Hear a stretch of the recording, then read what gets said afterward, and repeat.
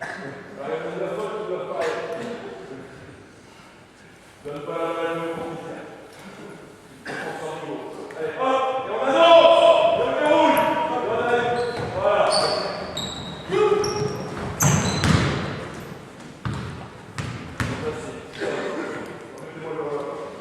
Deux choses. Il y a un vocabulaire, c'est vous qui le mettez en place. C'est tir, c'est shoot, mais c'est pas un qui dit tir, l'autre qui dit shoot. C'est tout le monde le même mot. D'accord? Que ce soit sur les tirs, que ce soit sur les ballons arrêtés, c'est le même mot pour tout le monde. Encore une fois, ça évite. Oh merde! J'ai oublié. Ah ouais, forcément, si on met trois mots différents pour la même chose, on peut oublier. Donc le même mot. Derrière, ici.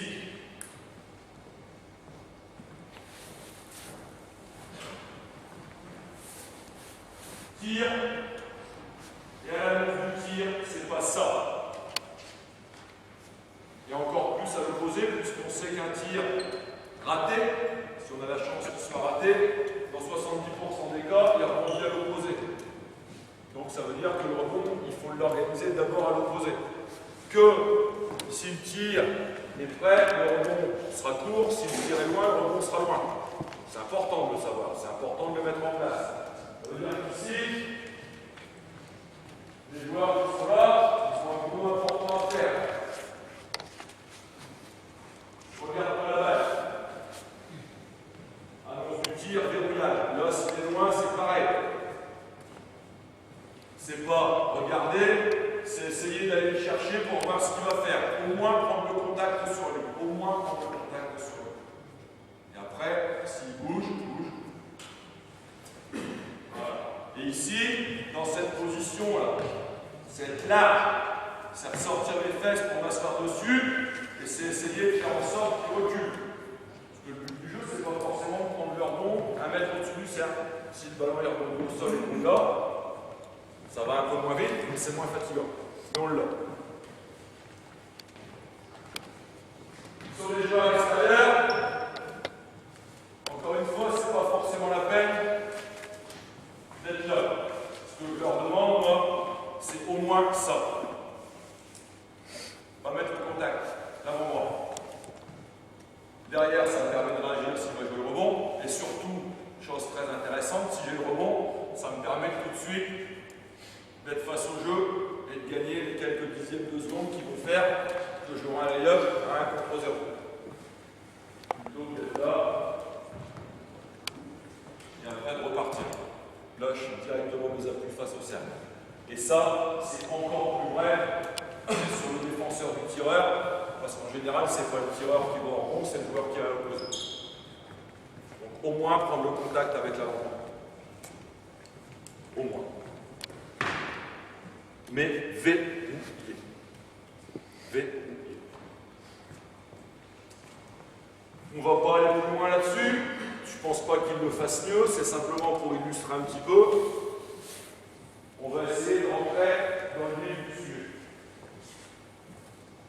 Je vous ai parlé tout à l'heure d'orientation ligne de fond. D'accord? Depuis maintenant 2 ans, pour que ma défense gagne du temps dans son placement, j'ai instauré une autre règle qui est, que vous allez voir, ce sera important sur les drives sur l'axe. Dribble main droite, s'il te plaît. Ferme. Et ici, je demande aux joueurs à l'opposé de la main gelée, non plus d'être complètement fermé, mais d'ouvrir. Ça veut dire que quand je vois le ballon et mon joueur, quand il est sur sa main droite, je dois simplement sur mon appui arrière. Je m'ouvre à la balle, je vois mon joueur et le ballon. Et je suis déjà prêt à anticiper, vas-y, déplace-toi. Voilà, ça. Et ça me permet de gagner des temps. Vous allez voir qu'après, ça sera efficace. Pourquoi? Parce que quel que soit le niveau de jeu sur lequel vous êtes, et notamment avec les gamins, vous aurez un peu de tout à la queue. Et ça, les joueurs sont capables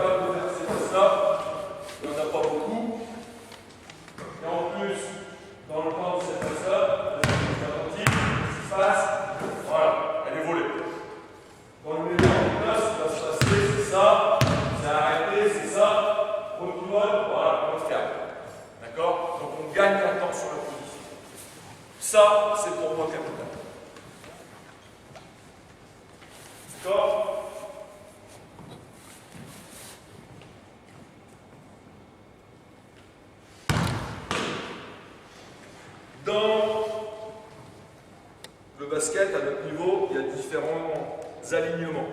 D'accord? Alignement, c'est les structures du début de la taille. Là, c'est un 2-2, un 4, donc avec les deux intérieurs en haut, un 3. Je disais avant, un poste et un pivot en bas. D'accord? Et les plus rares, 2-1-2, avec un seul intérieur. D'accord? Donc on va essentiellement parler de ce que vous pouvez rencontrer vous à votre niveau. Premier cas de figure, qui est pour moi le plus simple, on monte. Voilà.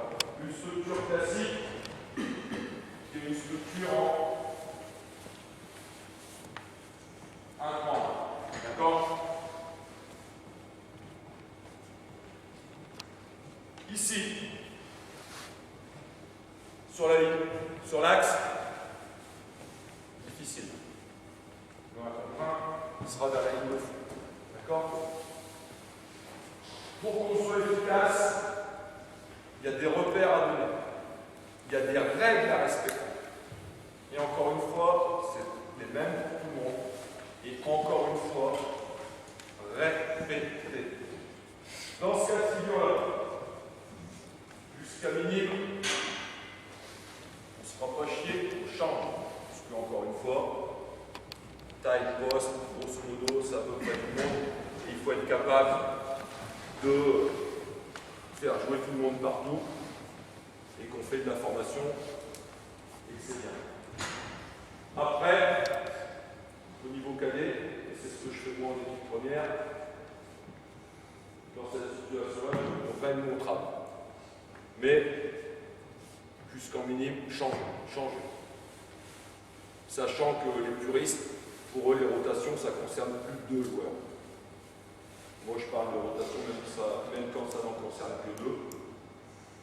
Et que ça n'en concerne jamais plus que 3 chez moi. Puisque plus on multiplie les rotations, plus on multiplie le nombre de joueurs concernés par les rotations, moins on est efficace. Donc le but du jeu, c'est de concerner le moins de joueurs possible. Dans cette figure-là, qu'est-ce qui se passe? Ici, Théo est bien soulève sur les deux. D'accord? On demande à Rémi d'intervenir avant l'entrée dans la raquette. On demande à Théo, quand il est battu, quand il voit qu'il va se faire battre, d'annoncer « Hey !» et de gueuler. D'accord? Et j'ai bien dit « Hey !» J'ai pas dit autre chose. C'est jamais le joueur battu chez moi qui annonce le changement. Pourquoi? Parce que vous avez des joueurs. Leur attaqueur sur la balle. Change! Des illusionnistes. Donc il faut qu'ils fassent l'effort. Ils demandent l'aide. D'accord? Demandez, Rémi doit intervenir avant l'entrée dans la raquette. D'accord? On ferme. Voilà. Ok? On contrôle la passe. On contrôle la passe, la fenêtre, et ici. D'accord? Et on garde la trappe. Et on garde la trappe chez moi jusqu'à ce qu'il y ait une passe. Ou qu'on gagne le ballon. On peut le gagner sur 5 secondes. On peut le gagner sur 3 secondes si d'aventure il est dans la raquette. C'est les seuls cas. En aucun cas on va chercher le ballon dans les mains. À tous les niveaux de jeu, là-dessus les arbitres vont s'il n'y a pas faute, comme ils ne sont pas bien placés, ou comme ils ouvrent des mains partout, faute. Et là, c'est de dire, on redonne la balle à l'attaque, elle prend 24 secondes. D'accord? Donc là, ici, on demande d'être ouvert, de contrôler son joueur sur la ligne de passe et surtout, s'il y a une descente, d'être en capacité de la contrôler. Donc ouvert, dans le joueur, encore une fois, prendre du volume et fermer cette raquette. Ici, pareil, cette passe-là, il peut descendre sur la ligne de lancer franc, parce que la passe, si Théo il veut la faire, c'est là, je vais la prendre. Même Dieu est fatigué.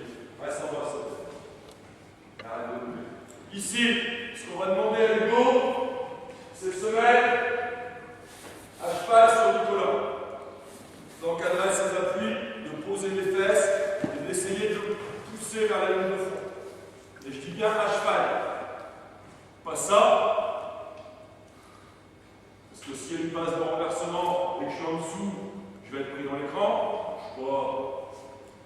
Et l'idée ici, c'est lui d'empêcher de remonter et de faire en sorte qu'il ne joue pas. De ne laisser que la passe la plus longue. Et pourquoi la passe la plus longue? Parce que ça, c'est aussi quelque chose qu'il faut qu'on ait en tête. Là, c'est la passe qui met le plus de temps à arriver, donc qui donne le temps à la défense de se replacer. D'accord? Ou éventuellement de prendre la balle. D'accord? Donc sur les rotations défensives, l'objectif, c'est toujours de laisser la passe la plus longue pour avoir du temps pour se replacer. Et puis comme j'ai coutume de le dire en formation, le basket c'est un sport con. Je m'explique. Objectif de l'attaque, tirer le plus près possible du cercle, parce que c'est là qu'on est le plus adroit. Objectif de la défense, laisser les tirs les plus loin, là où on est le moins adroit. Et ça, quel que soit le niveau sur lequel vous vous entraînez, c'est quelque chose que vous pouvez garder. Et vous regardez ce qui se passe à la télé, c'est ça. L'objectif de la défense, c'est souvent, tout le temps, de fermer la raquette. Et quand on donne des aides ou quand on frappe, c'est de laisser les passes les plus longues. Temps pour se replacer et laisser les tirs les plus longs. D'accord? Donc on a dit, vous gardez la frappe jusqu'à ce que le ballon parte des mains. Ok? Quand le ballon part des mains, fais-toi, parce que là, si tu as aligné, tu ne dois pas le voir. Ici, si l'attaquant a l'intelligence de se placer, vas-y, remets-toi comme tu es dans le corner, là on est tranquille. 5 secondes, on a gagné la balle. D'accord? Donc fais-toi voir. Qu'est-ce qu'on va demander? Passe. Stop. Dans le temps de la passe. D'accord? Dans le temps de la passe. On va demander au défenseur du meneur d'arriver en même temps. Avec la volonté de ne pas être prêt, d'avoir la main sur l'axe, prête à défendre le départ au rythme, et la main de fond, levée, et tirer. D'accord? On va demander ici à Rémi de courir comme un calu pour reprendre son joueur, et il ne pourra jamais passer devant. Parce qu'ici, ce sera trop difficile, mais au moins 2-3 quarts. Et quand il arrive, encore une fois, à une distance où il est capable de contrôler, il chasse l'eau, qui lui revient ici. D'accord? But du jeu. Là, ici, je jette le tir. Je donne pas l'axe, s'il brille, tout le monde a le temps de se placer. D'accord? On est de nouveau ici. Ouvert, plus le ballon se rapproche de la ligne de fond, plus la défense se rapproche de la ligne de fond. D'accord? Dans le cas d'une attaque à 45 degrés vers la ligne de fond. Et si vous êtes avec des jeunes, Benjamin Nil, changez. Changez.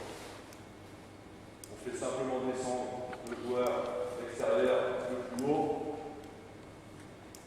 pour qu'il amène une aide pour éviter l'entrée dans la raquette, et on change. On ne concerne que 2 joueurs. Changez. Vous embêtez pas. Ça, c'est quand vous avez des postes de jeu qui sont définis. D'accord? Ça marche pour tout le monde? Ouais?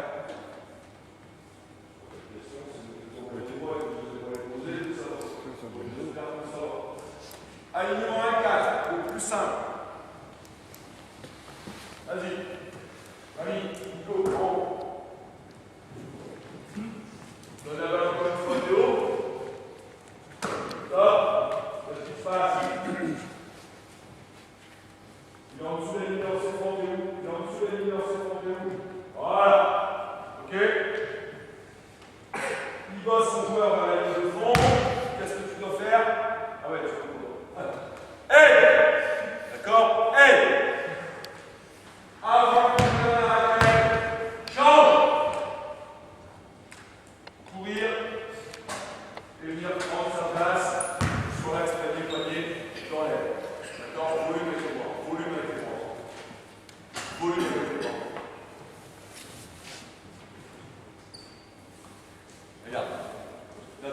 pas assez.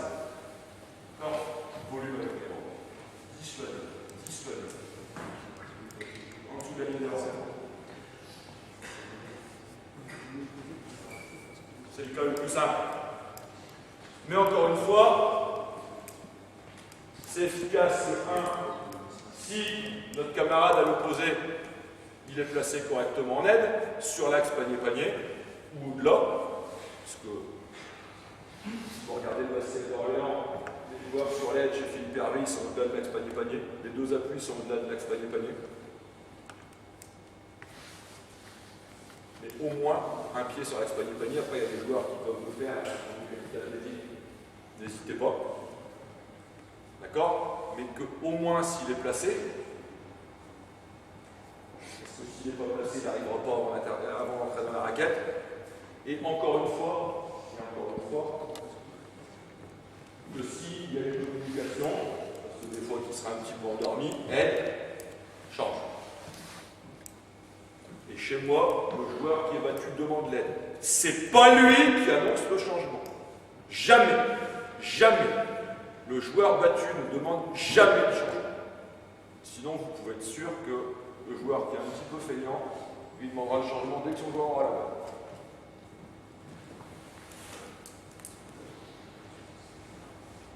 C'est clair? Il faut, sur les positions ici, on est ouvert. Ici, pareil, on peut être ouvert avec une main sur la ligne du ballon, une main sur celle de passe. Ici, on peut être un poil plus bas, parce que tu peux être à la pointe du triangle, tu vois le porteur de balle et ton joueur. Et encore une fois, l'idée là-dessus, voilà, l'idée là-dessus, c'est de faire en sorte que la raquette elle soit enfermée et de donner le moins d'espace possible. Ça marche? On revient pas? On revient pas. Tout va bien. Ballon à 45. 1, 2, 2. Les deux intérieurs en bas.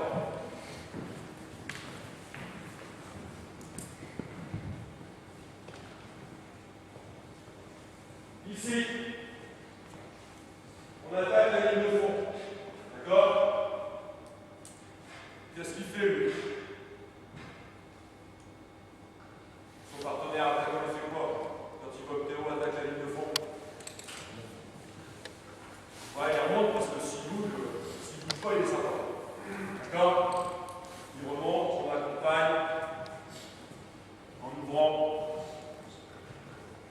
et on intervient comme sur une structure tout à l'heure 23. Même chose. Même demande d'aide. Même volonté de frapper. Donc un s'échange, enfin elle, ça s'attrape, d'être en dessous. Go, descend, ouvre, relève. D'accord? Même volonté. Ainsi de suite. D'accord? Même chose, même organisation. Même organisation. Oui. Moi, je fais l'écran en double défenseur. Je fais l'écran en double défenseur. Ouais. Encore une fois, la seule chose c'est que ça passe le plus long. Ça me laisse le temps de réagir. Et de toute façon, c'est ce qui se passe. Même la défense, elle le. Laisser la passe la plus longue. Tu peux faire un écran. À la limite, ça m'arrange, tu tires en. Dans le pire des cas, celui-là, il est pour moi. Celui-là, il est pour moi. Ce tir-là, il est pour moi. Mon choix, c'est que le ballon ne rentre pas dans la raquette. Et après, effectivement. Mais là, tu sais, pour que tu fasses un écran dans le dos. Ah ouais? Ouais. On change, on trappe. Mais j'ai part du postulat que je parlais voilà, que de la rotation sur le drive. Pour essayer de concerner tout le monde. Parce qu'encore une fois, jusqu'en minime, les écrans pour moi doivent être proscrits. Ça ne sert à rien de mettre des écrans avec des benjamins. Éventuellement minime deuxième année, mais en benjamin, vous ne mettez pas d'écran, il y a tellement de choses à maîtriser. Et on n'est plus dans le même type de rotation. On est dans des rotations qui sont plus des rotations d'aide, mais si on trappe, c'est des rotations d'attaque. D'accord? Ça marche? Est-ce que c'est bon? Ballon dans l'axe.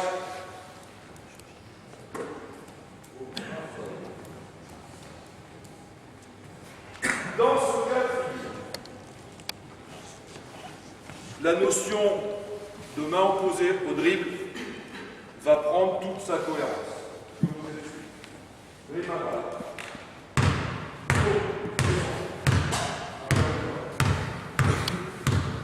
Ici, il y a un mec qui s'appelle Efforem Messina en 99, je crois, il a écrit un article qui s'appelle Aider reprendre conversi. Moi, je ne veux pas non plus aider reprendre. Aider reprendre, grosse merde. Pourquoi? Bien donné,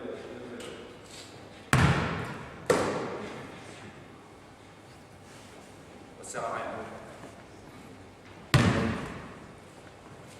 Main droite, ferme, ferme. On gagne un temps. On un peu plus. Voilà. D'accord? On gagne un temps. Encore une fois, ça. Vas-y, promets-toi. Voilà, basket. Ça, le basket, c'est d'abord avec les pieds. Les mains, c'est après. D'accord? Donc, pas d'aide et reprendre et pas d'aide côté main de dribble. Côté main de dribble. Pourquoi? Parce que vas-y. Bien, cette passade a tellement vite que derrière on peut plus s'organiser. Et ce qui va se passer, c'est qu'il va essayer de monter, et puis derrière on va ouvrir comme ça, comme la baladéo, et tu vas me chercher la ligne, tu me mets un taquet dans sa gueule, tu prends le poisson sur le lit, et voilà. Et là on les entend. On fait de la photo. Donc, là-dessus, tu passes son joueur sur l'axe, tu poses le chef. Le joueur, le point d'angle le plus bas, c'est l'ami. Et d'où l'importance d'être ouvert et de voir ce qui se passe et de demander l'aide. Il intervient le plus haut possible. Le plus haut possible. D'accord? Il descend. Et il annonce change. Et ici, tu viens te remettre là. Et là, on est dans une situation où on change. On change. Et on a une rotation avec 3 joueurs. Pourquoi changer? Parce que, même chez nous, en national 3, les joueurs, et c'est ce que je faisais il y a 2 ans, et c'était moins efficace, donc forcément, ce que je vous présente là, c'est le fruit d'une réflexion et d'un travail. Ce que je faisais il y a 2 ans, là-dessus, je trappais. Sauf que, quand on trappe dans l'axe, ici, d'accord? S'il y a quelqu'un qui me dit quelque chose, ou si je fais ça, je peux ouvrir des choses.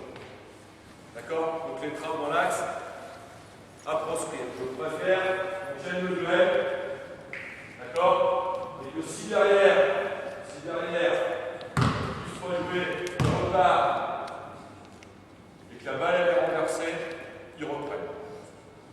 Mais sinon il change. Il change et il gagne. Il change et il gagne.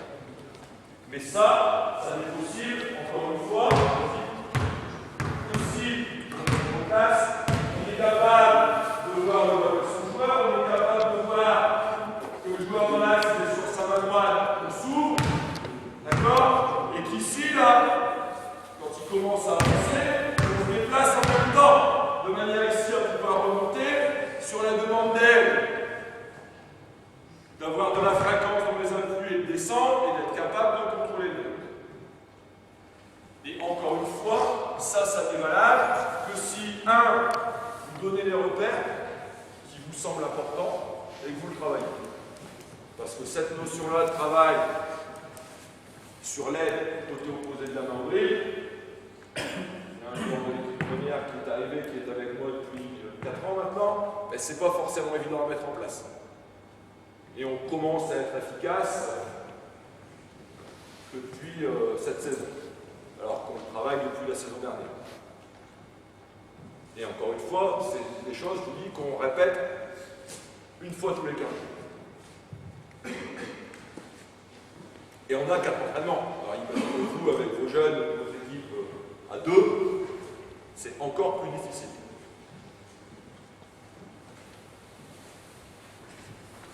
Question? Ça va? Ça va. Théo? Alors même si tout à l'heure je vous ai dit que je voulais pas que mes joueurs se fassent battre dans l'axe, c'est un vœu pieux. Même si je vais brûler un cierge tous les dimanches à la messe, il y a quand même quelques années qui sont pour aller, ça risque pas d'arriver. Et encore moins parce que j'y vais pas. Donc, il faut y retourner. Forcément, il faut qu'à un moment, j'accepte cette éventualité et que cette éventualité, j'y sois préparé. Ça veut dire quoi? Ça veut dire qu'ici, dribble sur ta main, gauche. Si Théo dribble sur sa main gauche, encore une fois, ça ne sert à rien qu'il soit 3-4. Ça ne sert à rien. Puisque la passe, il ne va pas la rentrer sur un dribble à l'humain, il va être obligé de croiser. Et auquel cas, de cette position-là, il aurait le temps de faire ça. Là, il aurait le temps de faire ça. D'accord? Donc ici, quand il voit que Théo dribble vers l'axe, ça, c'est ça. D'accord? Et ici, on ferme, puisqu'il se rapproche du milieu et qu'il est sur la main où je ne peux pas les reprendre. D'accord? Et que si le défenseur est battu et demande aide, c'est le joueur qui est en bas, opposé à la main de dribble, donc l'intérieur, qui annonce champ et qui vient avec la volonté d'être là avant d'entrer dans la raquette si possible.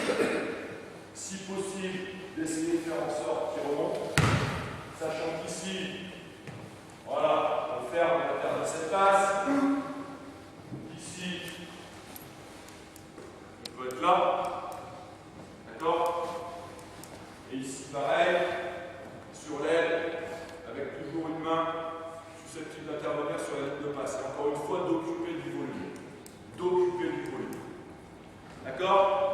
Donc c'est elle change avant d'entrer dans la raquette, dans la vidéo. Et ici, ce qu'on lui demande à lui, c'est de revenir très vite. De revenir très vite en bas. D'accord? Avec une main en haut et une main en bas. De manière. Non, en bas. Une main en haut, une main en bas, de manière à être capable de toucher la balle. Puisque le dernier joueur qui voit libre, d'accord, la rotation est dans son champ visuel. Donc ce qu'il cherchera à faire, s'il ne peut pas jouer, c'est de faire la passe en dribble au joueur qui est en bas. Donc essayez de la toucher. Ou pour l'intercepter, ou pour la foutre en touche, et nous permettre de nous replacer. D'accord? Et encore une fois, si ça se présenter, là, ça va être ici d'être capable de chercher à repousser sur la ligne de feu. D'accord? Et on accepte, et on accepte, et on accepte le fait de créer un déséquilibre, un mismatch dans les lignes. L'objectif de rotation, en fait, clairement, c'est d'obliger l'attaque à avoir une ou des passes en plus. C'est pas de tout arrêter, on ne peut pas tout arrêter. Mais c'est d'être capable de faire en sorte qu'on transforme ce qui au départ est un avantage pour l'attaque, puisqu'elle bat un joueur et qu'elle sollicite une aide, de transformer cet avantage pour l'attaque en avantage pour la défense. L'objectif, il est là. Et encore une fois, l'objectif, il n'est pas forcément de voler la balle, mais de provoquer des erreurs. Parce qu'on ne bâtit pas une stratégie défensive sur le vol de balle. Pour que vous ayez un ordre d'idée, nous, cette année, en moyenne, en étant meilleure défense de la poule, on gagne grosso modo entre 10 et 15 ballons par match. Samedi, c'était 11. Et on joue 90 possessions en moyenne. C'est pas beaucoup, hein? C'est pas beaucoup. 26 rebonds défensifs. Donc le reste, bah, c'est des tirs qu'on encaisse. Donc l'objectif de la rotation là-dessus, obliger l'attaque à une dépasse. D'accord? Une petite dernière pour l'autre. Ça passe vite, hein, on peut pas. Vas-y. Mettez-moi rapidement. Pour mettre du temps. Un 4.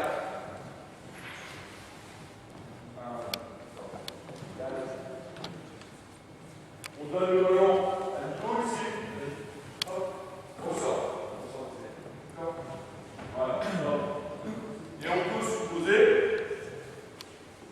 et on le voit, quand on a des joueurs qui sont des joueurs 4, rapides, à l'aise en 1 contre 1, on va voir ça, et on va voir une attaque en ligne. Et encore une fois, qu'est-ce qui se passe? Qu'est-ce qui va se passer? Qu'est-ce qui va se passer dans cette situation-là? Alors là, c'est un peu tronqué, hein. Est-ce qu'il va prendre la raquette? Non, ici, il ne pourra pas. Qu'est-ce qui se passe? Encore une fois, le joueur qui va donner l'aide, c'est celui qui est le plus bas, qui a le moins d'angle. Et là, dans ce cas-là, c'est l'extérieur. Donc c'est, encore une fois, aide. Encore une fois, change ici, avant, après, du joueur dans la raquette. Et on demande simplement à Rémi de descendre. D'accord?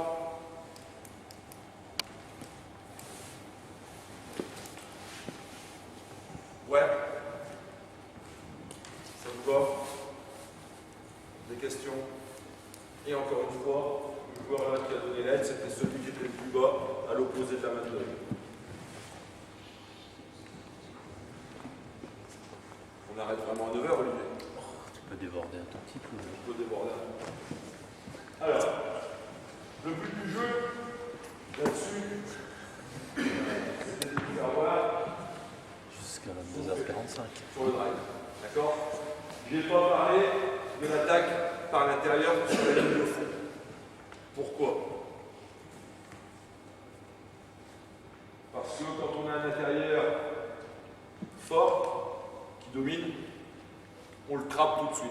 Et là, ce n'est pas une rotation, on n'attend pas qu'il démarre sur 1 contre 1, on le trappe à la réception de la balle. Donc c'est une rotation agressive. Ce n'est pas une rotation d'aide. D'accord? Et sur un intérieur, de toute façon, moi, vu le peu d'espace qu'il y a, quand on trappe sur le premier dribble, en général, il est trop tard. Dans le jeu de haut cercle, ce qu'on demande, c'est un dribble, un tir. Dans le petit périmètre, si l'intérieur il fait 2 ou 3 dribbles, en général, il ne peut pas tirer. D'accord? Donc, j'en parle pas parce que pour moi, il n'y a pas de rotation d'aide sur une attaque en dribble d'un joueur. Je parle d'un joueur en bas. Je ne parle pas d'un joueur qui est en haut, comme on vient de le faire voir. D'accord? Donc, quand on décide de neutraliser un intérieur qui a un gros scoreur, l'objectif c'est de l'obliger à passer. On trappe dès qu'il reçoit le ballon. Donc, dans le temps de la passe, on trappe.